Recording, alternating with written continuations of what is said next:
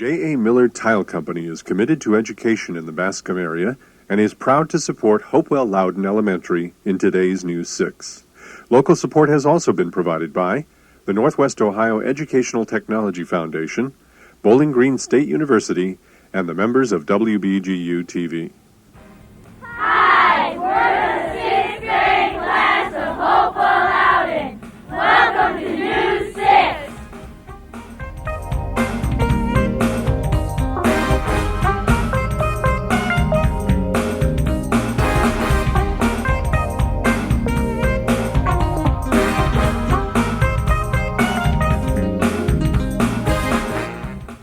Hi, I'm Neil Holman from Hopewell Loudon Elementary. Welcome to News 6. With today's first story, here's Carrie App.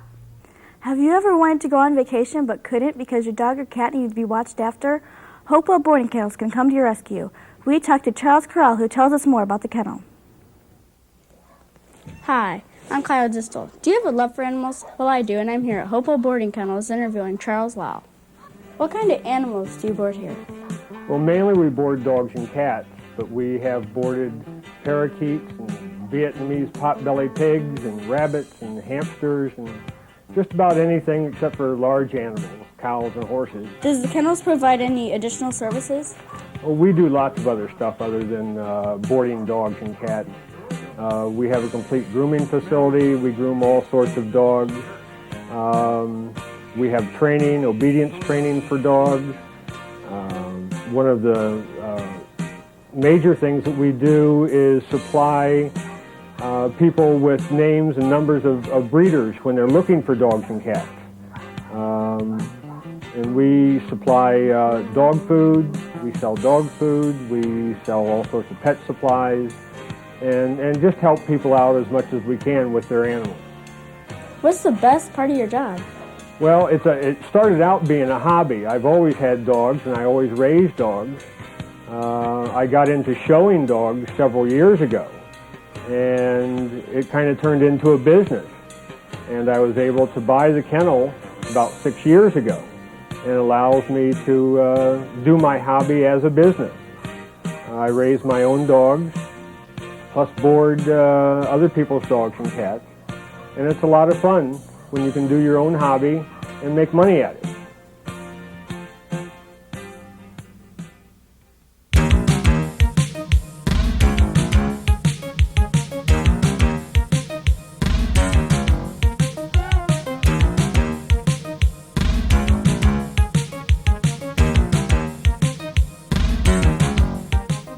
Today's News 6 is produced by Hopewell Loudon Elementary. Our school is in Bascom, which is 22 miles southeast of Bowling Green. Bascom was founded in 1837 and has a population of 500. What do walkways, kitchens, and pool areas have in common? Well, they all use tiles or brick pavers. We visited J.A. Miller Tile Company to find out how brick pavers are made. Joshua Little brings us the story. I'm Josh Little, and I'm here at the Miller Tile Company to show you how bricks are made. When did Miller Tile get started? J.A. Miller Tile Company was started 108 years ago in 1887 by James Arlington Miller right here in Bascom. And it is still a family business with fifth-generation family working. What type of materials are used to make brick and tile? We use two different kinds of clays. We use a shale and we use a fire clay. And then we use iron additives, ceraminox additives, water, and other liquid additives to manufacture the product. And it's an extruded product, so it takes a while to make the material. How long does it take to make brick or tile? Brick, it takes about 4 weeks. First the brick are extruded, and it takes about 4 days to dry those bricks. And then those brick are set in a kiln. And it takes about a week to fill a kiln. And then it takes a week to 10 days to burn that kiln. And then after it's finished cooking, it takes a week to cool down. And it takes about a week to get the material out of the kiln. So that's just about a month from the beginning of the process to the end of the process.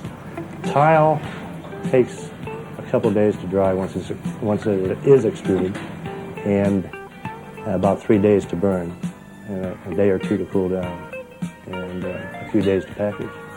What's the difference between brick and tile? Brick are used to face a building or a house with. Tile are used for on floors or on interior walls and on sidewalks.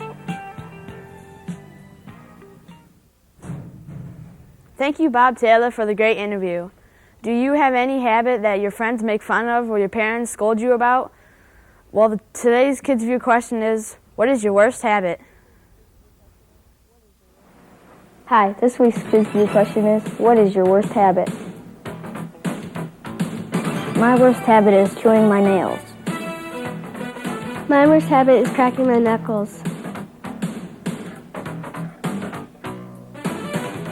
My worst habit is chewing on my hair. Have you ever tried communicating without spoken words? Tough, isn't it? Well, not so for someone like Leah Oberst, who converses easily in sign language with hearing impaired children. Scott Walker and Travis Bloom bring us the next story. How long have you been doing sign language?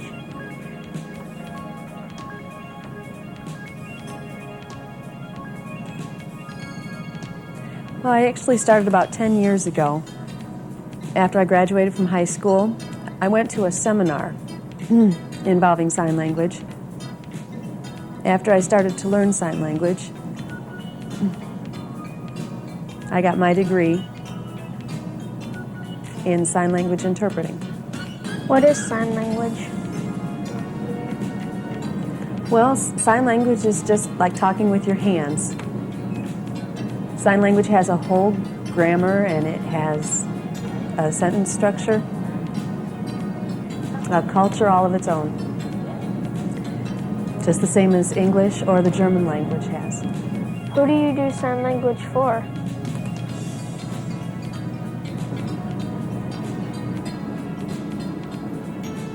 Well, now I work for Hopewell Loudon School. I interpret for a student here by the name of Travis J. Bloom. He's in the 6th grade.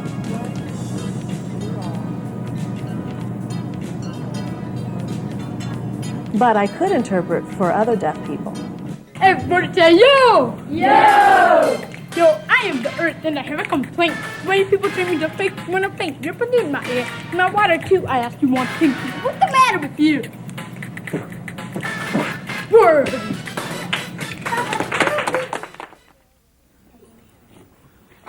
Thank you, Leah Oberst, for talking to us in sign language. This week in Critics Corner, Hopewell Loudon Elementary selected The Giver by Lewis Lowry. This is a book showing the truth about the world. It is about a small boy who grows up in the monotonous, regulated world. He is chosen to be the receiver, the person with the job to remember the past. When he sees all the beautiful objects deleted from his present world, he decides he has to escape. Taking a small child with him, he rides to freedom. That's all for this week's show. Thanks for watching. Be sure to tune in next week when the 6th grade class of Emmanuel Conception in Port Clinton visits News 6.